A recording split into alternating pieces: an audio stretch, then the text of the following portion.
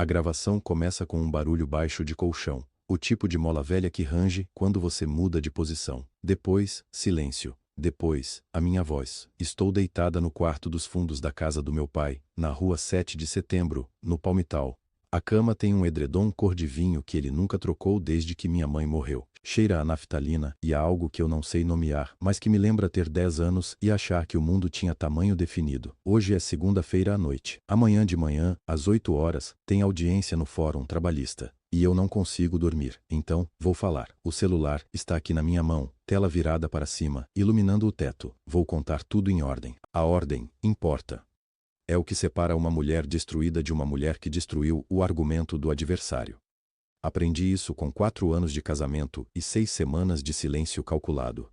Se eu tivesse gritado na hora errada, eu seria só mais uma esposa enciumada. Como esperei, tenho uma pasta com 23 páginas de documentos.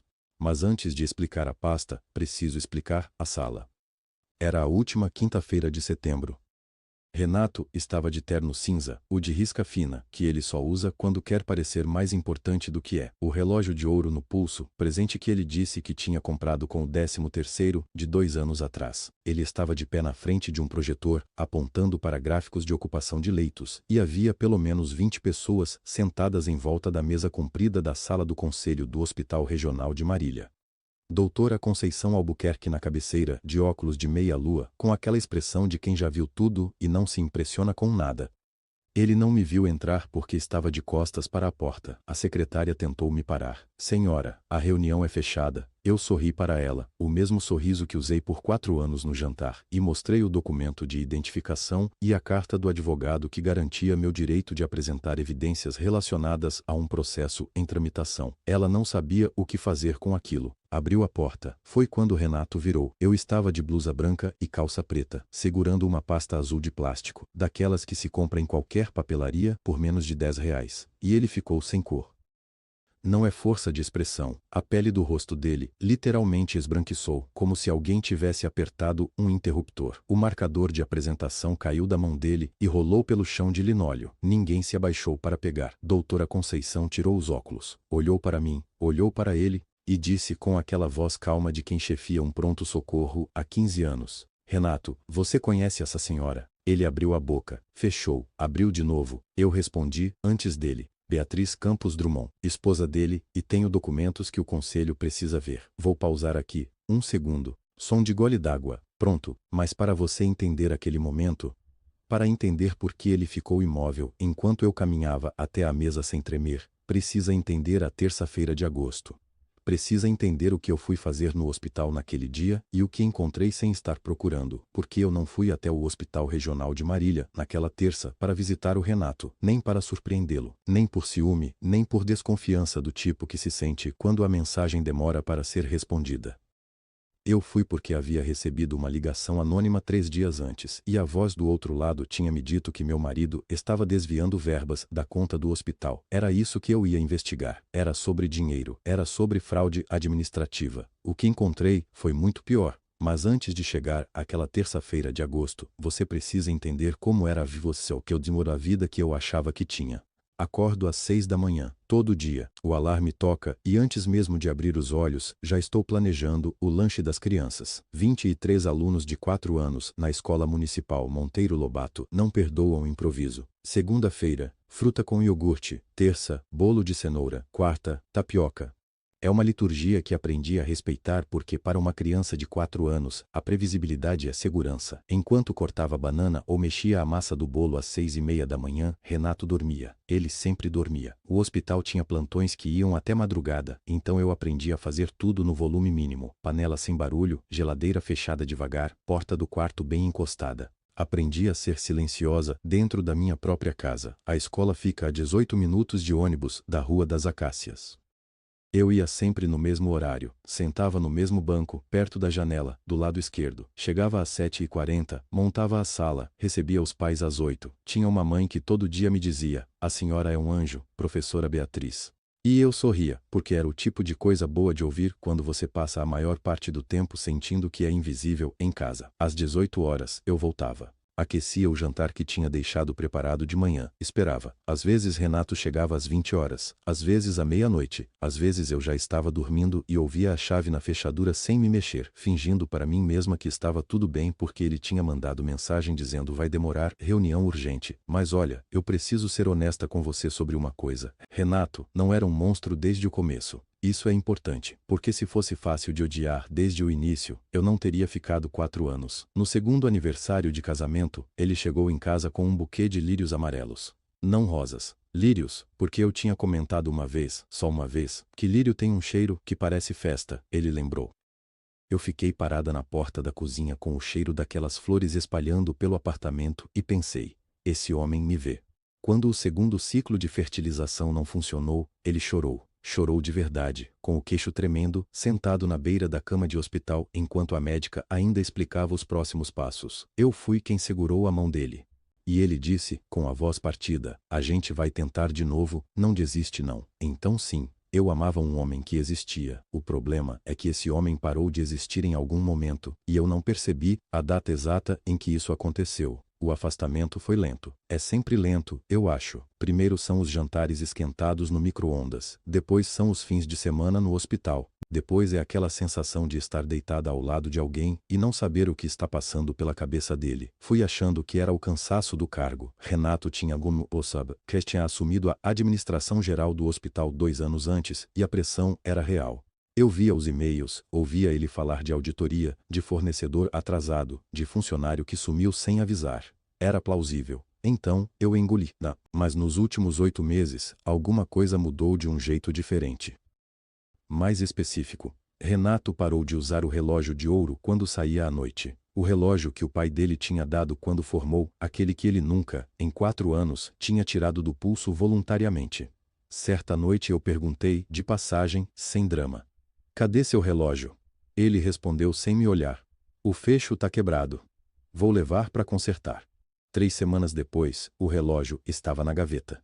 Fechando, normal. Eu abri e fechei o fecho 4 vezes seguidas com o meu próprio dedo. Guardei esse detalhe numa prateleira da cabeça e não toquei mais no assunto. Então chegou a segunda-feira, a véspera da terça fatal. Eu estava separando a roupa dele para lavar, coisa que fazia automaticamente, sem pensar, como se fosse parte do meu próprio corpo, quando algo caiu do bolso da calça cinza. Um recibo amassado, Farmácia São Benedito, ali no centro de Marília. Peguei, abri, era uma fórmula infantil, aquele tipo de leite específico que médico prescreve para bebê com menos de 6 meses. Dosagem para lactente, estava escrito em letras pequenas na impressão térmica já desbotando. Fiquei parada no corredor com aquele papel na mão. A gente não tinha filhos, não tínhamos sobrinhos pequenos.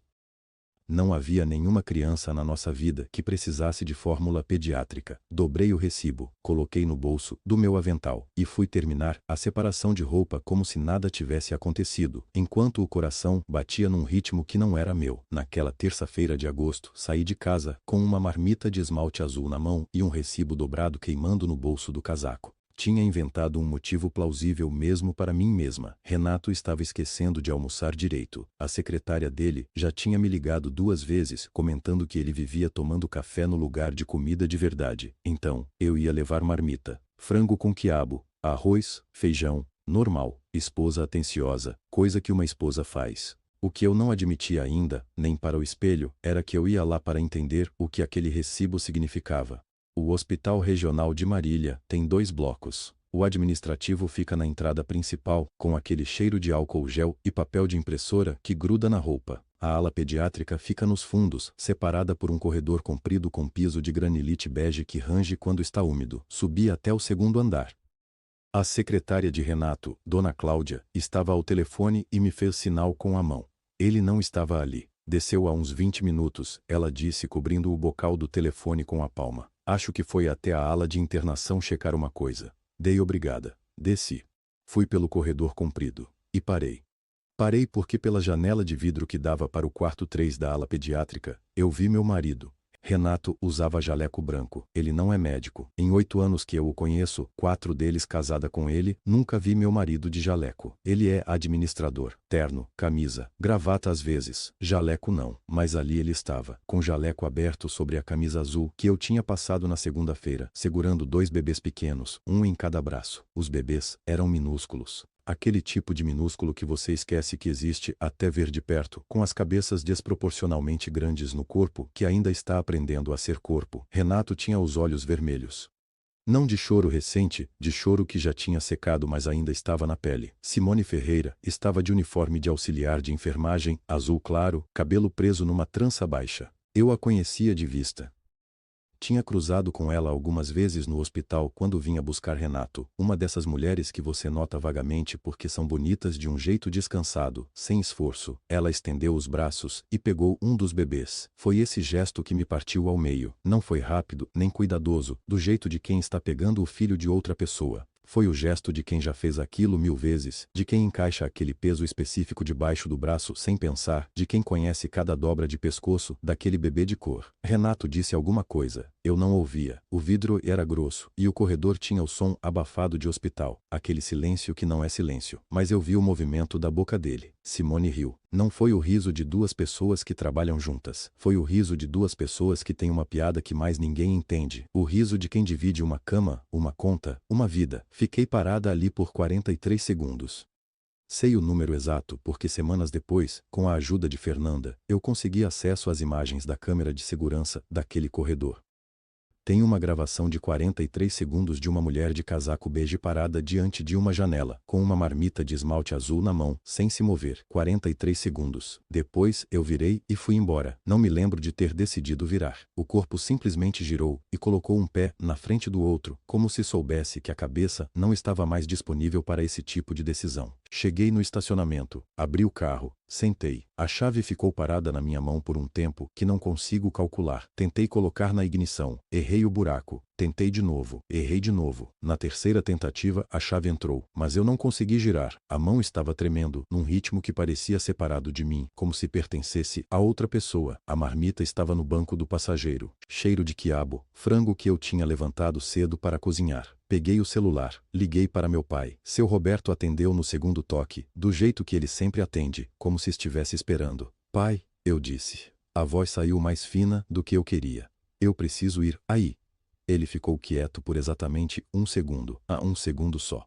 Deixa a porta aberta que eu já ponho o café. Ele respondeu.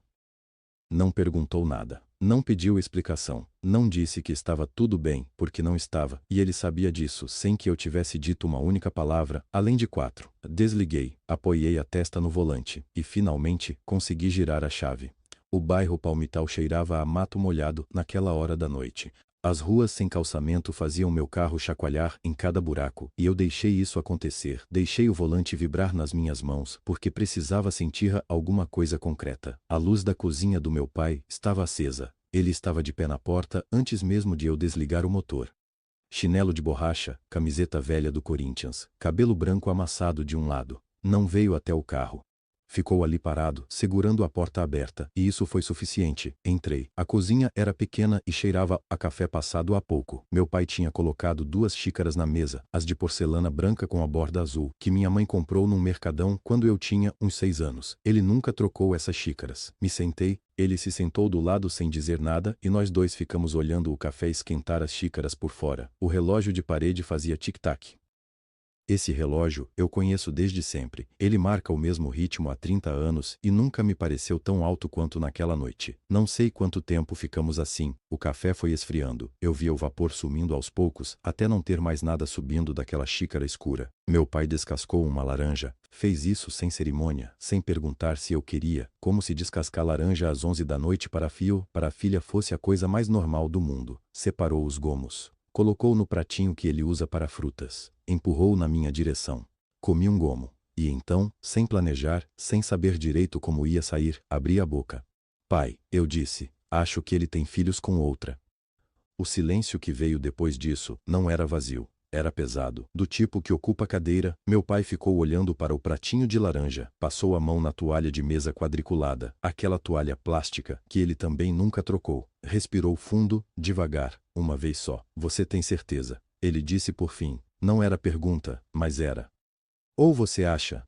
Abri a boca para responder e não saiu nada. porque a resposta que eu queria dar era: tenho certeza, pai, eu vi com meus próprios olhos. Mas ele não estava perguntando sobre os meus olhos. Ele estava perguntando sobre provas, sobre aquilo que resiste quando alguém tenta empurrar de volta, quando alguém diz que você enlouqueceu, que você inventou, que você confundiu. Meu pai foi pedreiro a vida inteira. Construiu paredes com nível e prumo porque parede torta cai. Ele sabia, sem nunca ter estudado advocacia, que sentimento não é estrutura. Eu admiti. Ele assentiu com a cabeça, muito devagar. Então primeiro, você descobre, ele disse. Depois, você decide o que faz. E se for verdade?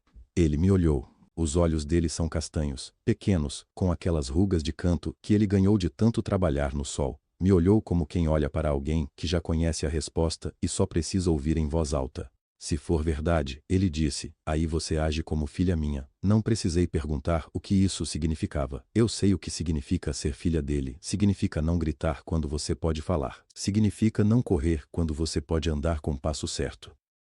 Significa não destruir por impulso aquilo que você pode desmontar com cuidado. Dormi no meu quarto antigo, na cama de solteiro com o colchão que afunda no meio. Meu pai não disse boa noite com palavras. Apagou a luz do corredor e isso foi o suficiente. Acordei antes das 5. Fui embora sem tomar café. Deixei um bilhete na mesa dizendo obrigada. Só isso, uma palavra. Cheguei em casa às 5h42. Renato ainda dormia. Entrei no quarto devagar, sentei na beira da cama do lado dele e fiz o que faço toda manhã. Beijei ele na testa. Ele resmungou no sono. Virou de lado. Não acordou. Fui para a cozinha. Coloquei água para o café. Peguei os pães que ele gosta, aqueles com gergelim da padaria da esquina. Organizei a mesa como se fosse uma terça-feira normal de um casamento normal. Quando ouvi o chuveiro ligar, sentei na frente do computador para checar meu e-mail da escola. O navegador abriu direto numa aba que ele tinha deixado aberta. Era o site do Banco do Brasil, uma conta corrente. O nome dele.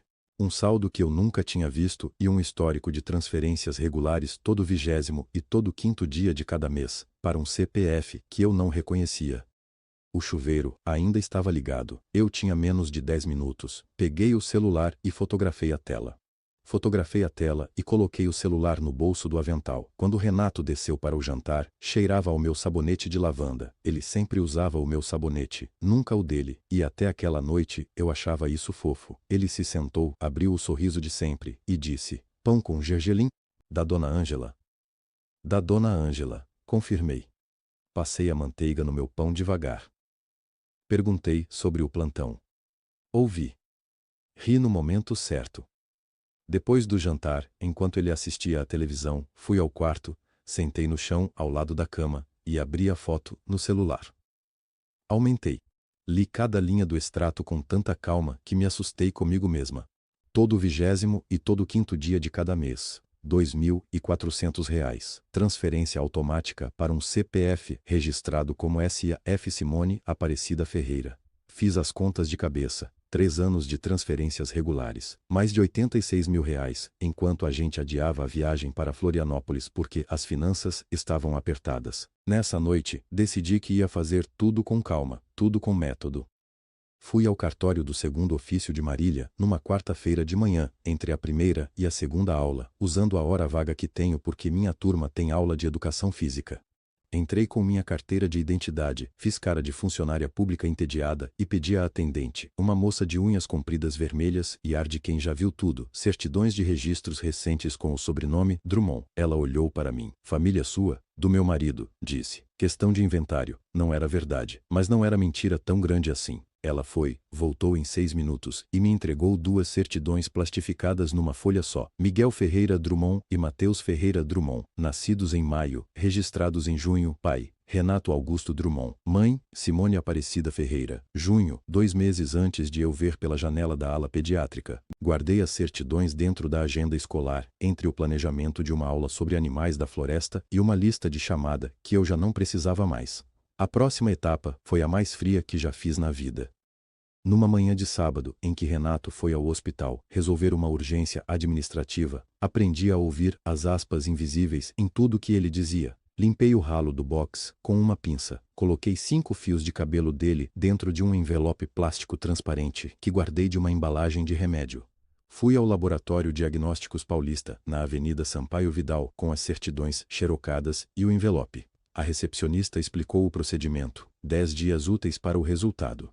O senhor vai comparecer para a coleta? Ela perguntou, referindo-se ao pai. O material de referência já está aqui, respondi e empurrei o envelope pela frestinha do guichê. Ela não fez mais perguntas. 10 dias úteis depois, um PDF chegou no meu e-mail da escola, às 14h32 de uma quinta-feira. Abri entre uma aula e outra, no corredor que cheira a giz e tinta guache, com o barulho das crianças do maternal ecoando pela parede fina. Probabilidade de paternidade, 99,97%.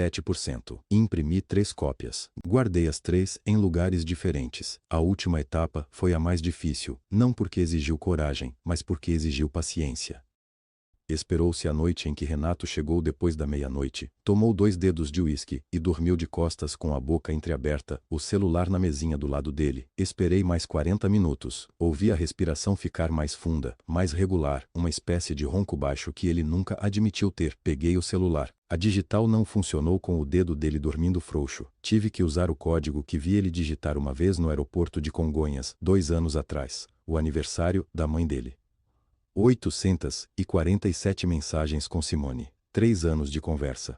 Fotografei em silêncio, passando devagar, os pulmões cheios de um ar que eu não largava de vez. Havia mensagens sobre os bebês, sobre consultas, sobre noites que ele passava lá. Havia mensagens que eu não vou detalhar aqui porque não vem ao caso, e havia uma que eu não consigo deixar de dizer.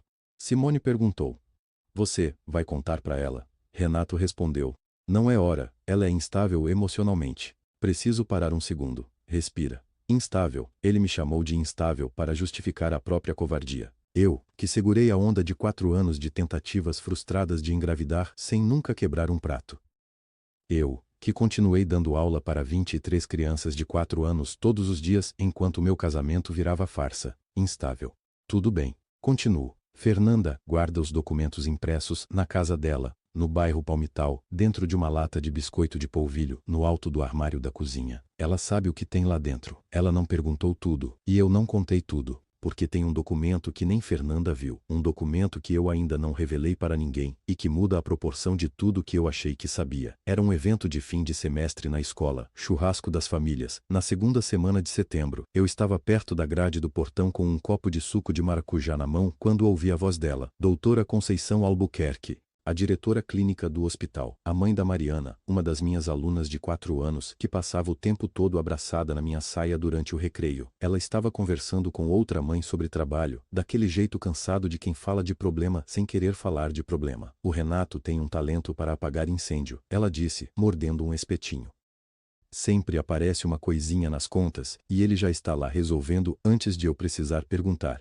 A outra mãe assentiu sem interesse, mas eu segurei o copo mais forte. Coisinha? Eu perguntei, com o sorriso mais tranquilo do mundo. Que tipo de problema vocês costumam ter? Pergunto porque o Renato raramente fala do trabalho em casa. Doutora, Conceição virou para mim com aquele jeito levemente culpado, de quem falou mais do que pretendia. Ah, Beatriz, não é nada grave, pode ficar tranquila. É uma irregularidade pequena no fundo de manutenção, serviços terceirizados com documentação incompleta. Já aconteceu antes, no começo da gestão dele. Ele disse que vai regularizar internamente. Ela desviou o olhar, pegou outro espetinho. O assunto foi encerrado por ela, ali mesmo, só que não foi encerrado por mim. Naquela noite, enquanto Renato assistia ao noticiário no sofá, eu abri o caderno que eu usava para anotar planos de aula e escrevi uma linha no canto da página: Fundo de manutenção, serviços terceirizados, documentação incompleta. Passei 3 dias pesquisando por conta própria. Consegui acesso ao relatório financeiro público do hospital. Hospitais do estado publicam resumos trimestrais, poucas pessoas sabem disso. Os números estavam lá, mas embaralhados num formato que eu não sabia ler. Então procurei um contador. Não foi fácil. Eu não queria ninguém de Marília que pudesse conhecer Renato. Encontrei um contador autônomo de Tupã, anunciado num grupo de profissionais liberais online. Me apresentei com meu nome completo e disse que precisava de uma análise discreta de documentos públicos. Paguei R$ 200 por dia, 3 dias. Tirei esse dinheiro de uma caderneta poupança que eu tinha aberto há 1 ano, no meu nome, sem cartão, sem movimentação digital visível. Fui ao banco pessoalmente. O contador me mandou o retorno em 48 horas. Eram 8 laudas. Eu li sentada no carro, estacionada na frente da escola, antes de entrar para o turno da tarde. Durante 2 anos, transferências com a rubrica de serviços terceirizados de higienização tinham saído do fundo de manutenção do Hospital Regional de Marília. No total, R$ 34 mil. A conta de destino era de uma pessoa física. O nome, claro, o contador não tinha acesso direto, mas o CNPJ fantasma que aparecia nos registros levou a uma microempresa aberta 3 anos atrás, em endereço residencial, no bairro onde Simone Ferreira morava. Eu sabia o endereço de Simone porque eu mesma tinha pesquisado nas semanas anteriores. Fechei o arquivo, olhei para o painel do carro. O cheiro de protetor solar esquecido no banco do passageiro me enjoou de repente. Levei 4 dias para decidir o que fazer com aquilo. Na quarta noite, imprimi tudo. Coloquei numa pasta diferente das outras, capa azul escuro, sem identificação externa. Escrevi uma carta de encaminhamento com meu nome, meu RG, meu endereço. Assinei com caneta preta. Protocolei pessoalmente, na Secretaria de Saúde do Estado, numa quinta-feira de manhã, antes da primeira aula. A atendente me deu um número de protocolo, numa folha pequena, cor-de-rosa. Guardei no bolso do casaco. Naquela mesma noite, Renato chegou em casa mais animado do que o normal. Aqueceu o prato que eu tinha deixado na geladeira, abriu uma cerveja, se sentou do meu lado no sofá. B. Ele disse. A reunião do conselho é na próxima quinta. Tem representante da Secretaria de Saúde confirmado. Eu precisava te pedir uma coisa. Virei para ele. Queria que você fosse comigo, só para aparecer, sabe? Fica bonito. Mostra que somos um casal sólido. Ele sorriu. Eu sorri também. Claro, eu disse, eu vou. Faltavam 4 dias. E na pasta da Secretaria de Saúde, com o meu nome na capa, dormia exatamente a pauta surpresa que ia transformar a reunião dele na última quinta de setembro. Faltavam 4 dias. 4 dias que eu precisava atravessar como se fossem normais. Na segunda-feira de manhã, antes de ir para a Escola Municipal Monteiro Lobato, parei na cabeleireira perto de casa. A mulher me perguntou o que eu queria.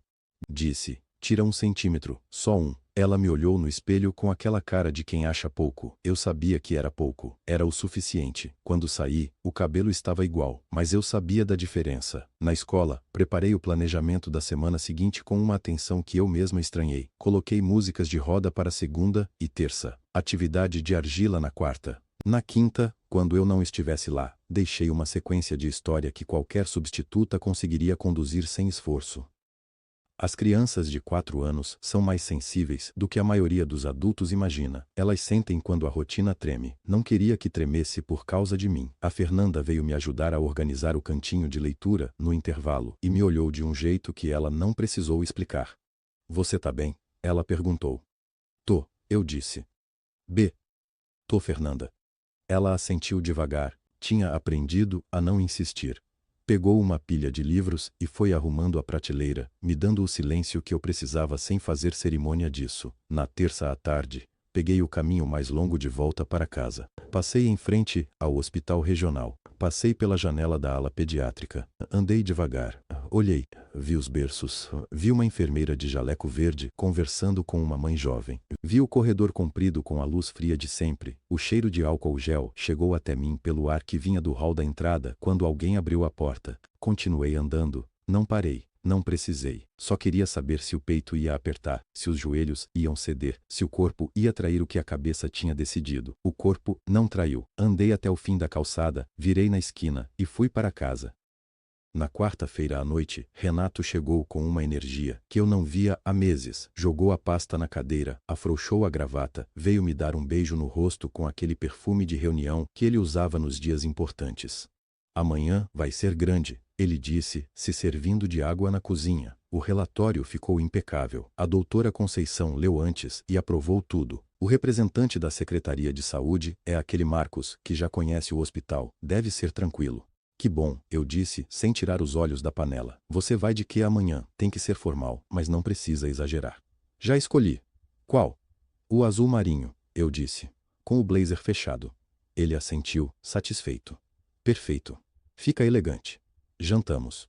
Ele falou mais sobre o relatório, sobre números de atendimento, sobre uma ala nova que estava sendo proposta. Eu ouvi, disse, nos momentos certos. Perguntei uma coisa sobre prazo de implementação, só para mostrar que estava prestando atenção. Quando foi dormir, disse: tenho certeza que vai correr bem. E não estava mentindo.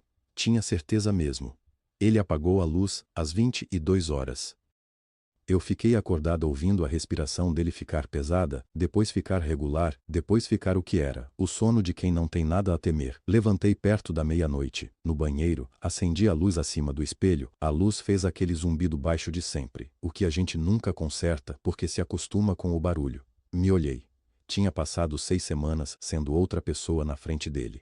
6 semanas, escolhendo cada palavra, cada tom de voz, cada sorriso pela medida exata. Eu não sentia raiva naquele momento, sentia cansaço. O tipo de cansaço que fica nos ombros e desce pelo pescoço, e pousa no centro do peito como um peso que você só percebe quando finalmente para. As lágrimas vieram sem aviso. Deixei. Eram de exaustão, não de dor. E a diferença entre as duas coisas eu já tinha aprendido a reconhecer. Contei até 2 minutos na cabeça. Quando terminei, abri a torneira, lavei o rosto com água fria, peguei a toalha, voltei para a cama, dormi. De manhã, Renato estava animado enquanto amarrava a gravata. Me olhou pelo reflexo do espelho do quarto. Então, o que você vai vestir? Eu já estava de blazer, bolsa no ombro, pasta na mão.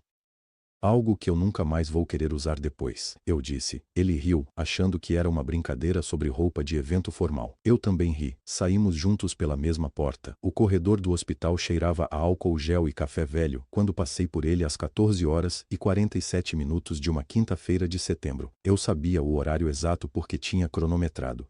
Tinha calculado quanto tempo Renato levaria para terminar a introdução dos slides, para estar confortável na frente do conselho, para soltar os ombros. Queria entrar quando ele estivesse confortável. A sala do conselho ficava no 3º andar, fundo do corredor, porta dupla de madeira com visor de vidro. Através do visor, antes de empurrar, eu vi as costas dele, terno cinza escuro, a mesma postura de quem nunca duvidou que tinha o direito de ocupar o espaço que ocupava. Empurrei a porta. 16 pares de olhos se voltaram para mim. Renato foi o 17º, e ele sorriu. Aquele sorriso largo, de marido que vê a esposa aparecer e interpreta isso como orgulho, como apoio, como se eu tivesse ido assistir à apresentação dele. Ele abriu o braço numa espécie de gesto de boas-vindas performático. Que surpresa! Doutora Conceição Albuquerque estava sentada à cabeceira oposta à dele. Ela se levantou antes que eu dissesse qualquer coisa. Senhora Drummond, a voz dela era tranquila, como assinatura em papel.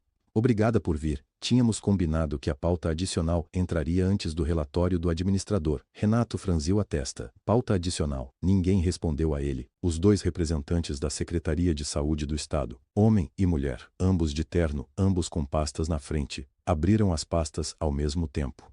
O barulho das folhas, sendo viradas, foi o único som na sala por uns 3 segundos. Eu fui até a cadeira que doutora Conceição indicou com um gesto sutil. Me sentei. Apoiei a pasta azul na mesa, mas não a abri. Não precisava mais. Tudo o que estava dentro dela já estava nas mãos da secretaria há 11 dias. Doutora Conceição pegou uma folha e leu em voz alta. Protocolo número 7318/2023. Denúncia de irregularidade administrativa e conflito de interesse, protocolada em 18 de setembro, perante a Secretaria de Saúde do Estado de São Paulo. Ela parou.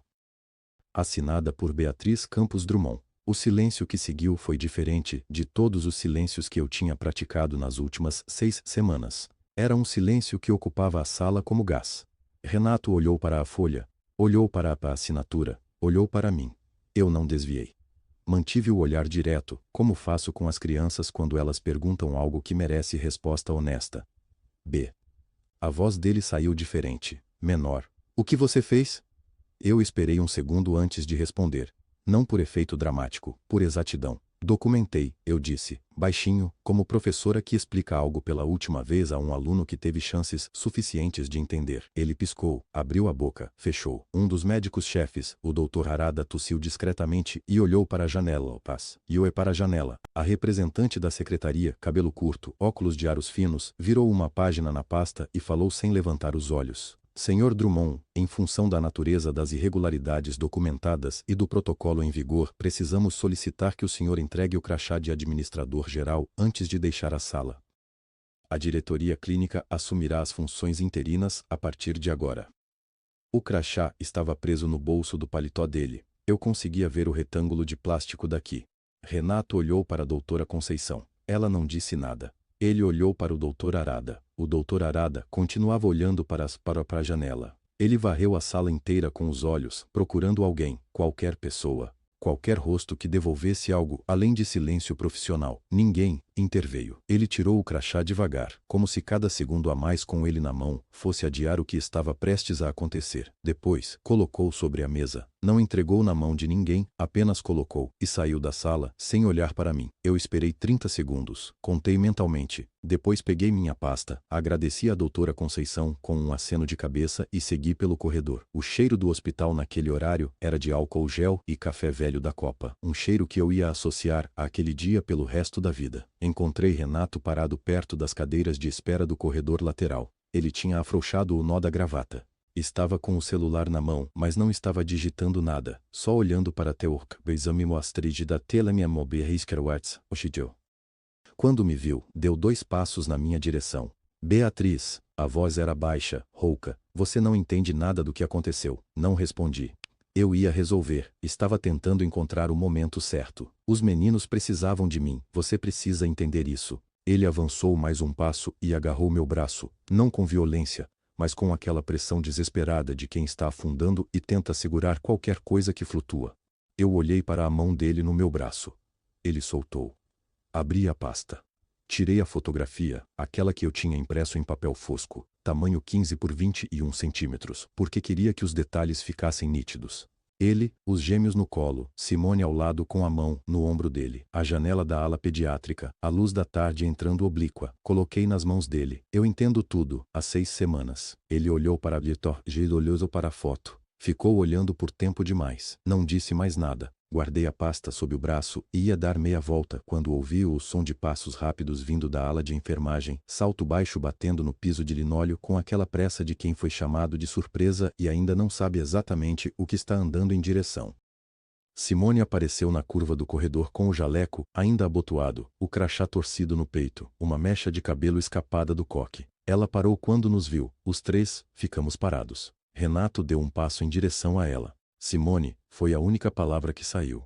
Simone não olhou para ele primeiro, olhou para mim. E eu vi o exato momento em que ela entendeu não quem eu era, porque ela já sabia disso, mas o que eu tinha feito, o que significava eu estar ali, naquele corredor, com aquela pasta debaixo do braço, depois do que acabara de acontecer na sala do conselho. O rosto dela não mostrou raiva, não mostrou medo. Ela me olhou com alguma coisa que eu levei dias para nomear direito. Era reconhecimento. Como quando você vê alguém fazer a coisa que você não teve coragem de fazer e entende no fundo que era a coisa certa. Simone, eu posso explicar o que aconteceu lá dentro, me dá 1 minuto. Ela virou as costas para ele. Não foi um gesto dramático. Não teve portada batendo, nem palavra solta no ar. Ela simplesmente girou o corpo, colocou a mão no corrimão e foi em direção à escada. O crachá balançou uma vez quando ela virou, depois sumiu pela porta. O silêncio que ficou era diferente de qualquer silêncio que eu já tinha ouvido dentro daquele hospital. Era o som de um homem perdendo as duas ao mesmo tempo e percebendo, talvez naquele exato instante, que não havia terceira tentativa. Não olhei para Renato de novo, virei e fui pelo corredor principal, em direção à saída. Os passos ecoavam no piso. Alguém numa maca passou em sentido contrário, empurrada por um técnico que não levantou os olhos. A porta giratória da saída soltou uma baforada de ar quente quando atravessei, e foi então que passei pela janela da ala pediátrica, aquela janela, a mesma altura, o mesmo ângulo, a mesma luz de fim de tarde que entrava rente ao parapeito. O quarto estava vazio, a maca pequena no canto, os 2 berços ao lado, as almofadas empilhadas numa cadeira, tudo no lugar, mas nenhum bebê, nenhuma Simone, nenhum Renato de jaleco fingindo que era só trabalho. Fiquei parada por 3 segundos, a pasta no braço, o calor da tarde no rosto. Depois, continuei andando. As semanas seguintes, eu vou contar como inventário, não como vitória, porque não foi assim que pareceu. Na segunda-feira, após a reunião do conselho, Renato foi chamado à sala de doutora Conceição. Eu soube pelo telefone dela, que tocou enquanto eu cortava cenoura na cozinha. Beatriz. Ele foi afastado esta manhã, formal, com protocolo, tudo registrado. Eu pausei, a faca. Entendido. Você está bem? Estou com fome, eu disse. Obrigada, doutora Conceição. Ela deu uma risada curta, sem graça. Você é a mulher mais estranha que eu já conheci. E olha que trabalho com médico há 30 anos. A Secretaria de Saúde abriu processo administrativo na semana seguinte. R$ 34 mil desviados ao longo de 26 meses, verba de custeio redirecionada para uma conta que ninguém supervisionava, porque ninguém supervisionava Renato. Ele era o administrador, era quem assinava o relatório, era quem apresentava os números para a diretoria com aquela voz pausada de quem sabe exatamente o que está fazendo. Em outubro, o advogado dele ligou para o meu advogado me contou na mesma tarde. Ele quer acordo extrajudicial, propõe abrir mão da meação do apartamento e pagar as custas dos 2 processos em parcelas. Não, eu disse. Beatriz, financeiramente. Não, o apartamento já é meu. O contrato de compra estava no meu nome antes do casamento. Não preciso de acordo para ficar com o que já é meu. Quero o divórcio pelo caminho normal. Houve uma pausa. Certo? Você tem certeza? Tenho. O divórcio foi protocolado na 3ª semana de outubro.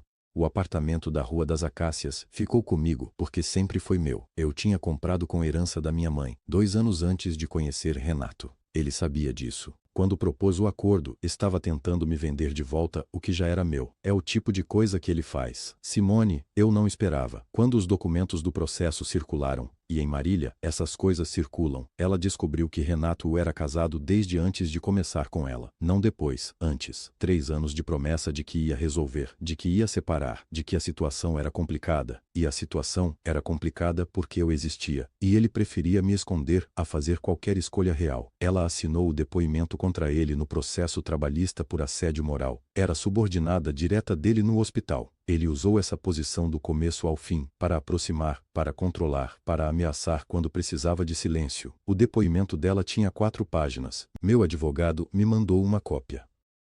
Eu li até a 3ª e guardei. Renato perdeu os 2 processos. Em outubro, o relógio de ouro foi penhorado para cobrir parte das custas processuais. Aquele relógio que ele usava no pulso quando entrava em reunião, que ajeitava no braço antes de apertar mão de alguém importante. Doutora Conceição me ligou pessoalmente para contar. Acho que ela achou que eu ia querer saber. O relógio foi, ela disse, com um tom de quem entrega notícia boa. Eu fiquei em silêncio por um segundo. Obrigada por me contar. Não sente nem um pouquinho? Sinto que a conta fechou, eu disse. É diferente de prazer. E era. Prazer seria quente, seria rápido, seria satisfação de criança. O que eu sentia era mais parecido com a sensação de terminar de arrumar uma gaveta que estava bagunçada há anos, neutro, completo, cansativo. Esta gravação é quase isso, quase completa. Mas tem uma coisa que eu ainda não fiz. Uma coisa que eu posterguei, desde agosto, desde aquela janela, desde a pasta na minha mão e o calor no rosto. E vou fazer agora. Estou no quarto do meu pai. O quarto pequeno, com a cama de solteiro que ele nunca trocou, o ventilador de mesa que ronca, igual desde que eu tinha 12 anos, o cheiro de madeira velha e aquele sabonete azul que ele compra na farmácia do bairro Palmital há 30 anos. Coloquei o celular em cima da mesinha de cabeceira e fui falando. E agora estou chegando no fim. Amanhã é a audiência. Não a do conselho, não a trabalhista. Essa já aconteceu, já rendeu o que tinha que render. Amanhã é a última, o divórcio, a assinatura final. A página virada de verdade, no papel, com carimbo. E então, eu resolvi fazer isso, gravar, contar tudo, na ordem, sem deixar nenhum pedaço de fora, e deixar a gravação dentro de um envelope. O envelope já está aqui na mesa. Já está endereçado. Está escrito assim, à mão, com a minha letra de professora primária, aquela que eu uso quando quero que alguém leia sem desculpa, ao Dr. Hélio Mantovani, para que seu cliente entenda exatamente o que foi documentado e por quem. Não é ameaça. Quero que fique claro. Não é ameaça nenhuma. Tudo o que tinha para ser feito, já foi feito. Os documentos existem, o processo tramita, as assinaturas foram colhidas. Esse envelope é outra coisa. É o encerramento, é a explicação que ele nunca pediu, que eu nunca dei, e que ele vai receber de qualquer jeito, porque ele precisa entender uma coisa simples. Eu sabia, eu sempre soube o que estava fazendo. Cada passo foi escolhido. Renato vai ler a transcrição, ou vai ouvir, se tiver coragem, e vai tentar encontrar o momento em que eu errei, em que agi por desespero, em que fui impulsiva. Não vai encontrar, porque eu não guardo raiva dele. Guardo algo que é pior, do ponto de vista dele, guardo indiferença. Raiva ainda é um fio, raiva ainda quer resposta, ainda acorda de madrugada, ainda olha o celular esperando mensagem. O que eu sinto por Renato agora é a mesma coisa que sinto quando lembro de um dente que me doía e eu já tirei. Houve dor, sumiu. O lugar onde estava ficou vazio por um tempo. Agora nem lembro mais qual era. E Simone? Simone eu trato diferente. Duas mulheres foram enganadas pelo mesmo homem. Isso não nos torna inimigas. Isso nos torna, quando muito, testemunhas da mesma história, contada em versões diferentes. Ela teve os filhos. Eu tive o sobrenome. Nenhuma das duas teve a verdade. E as duas mereciam. Ela assinou o depoimento. Eu nunca vou esquecer isso. Não porque me ajudou, mas não é o ponto. O ponto é que ela podia ter ficado quieta, podia ter protegido a ilusão que ainda tinha, e não ficou. Isso fala alguma coisa sobre o caráter dela que nenhum erro apaga. Miguel e Mateus vão crescer, vão chegar num dia, sei lá, com 12, 13 anos, e vão querer saber o que aconteceu, e alguém vai contar. Espero que quem contar tenha o bom senso de dizer que o mundo tem mais do que um tipo de adulto, que tem o tipo que mente e o tipo que escolhe não mentir, mesmo quando mentir era mais fácil. Que eles possam ser o segundo tipo, isso não depende do pai, depende do que virem, do que aprenderem, de quem estiver perto. E de manhã, depois da audiência, de manhã, eu vou para a Escola Municipal Monteiro Lobato. Tenho 23 crianças esperando na minha sala. Faixa etária de 5 anos, alguns ainda com o cabelo amassado do travesseiro, alguns com o uniforme por dentro da calça. E a gente vai sentar e eu vou pegar o lápis e colocar na mão de cada um e a gente vai escrever. Ensinar uma criança a escrever o próprio nome, o nome dela, que os pais escolheram, que está no papel desde que ela nasceu, mas que ela ainda não sabe reproduzir com as próprias mãos, esse é o ato mais sério que eu conheço. Mais sério que qualquer reunião de conselho, mais sério que qualquer envelope, porque quando aquela criança aprende, ela passa a existir de um jeito diferente no mundo. Ela pode assinar. Então é isso. O ventilador ronca. Lá fora, uma moto passa na rua, longe. Meu pai está dormindo no quarto ao lado e vai acordar às 5h30, porque é o que ele faz há 40 anos, aposentado ou não. Eu vou lacrar este envelope agora. Renato sempre achou que eu era a mulher quieta. Ele esqueceu que professora de criança pequena aprende a esperar a hora certa de falar.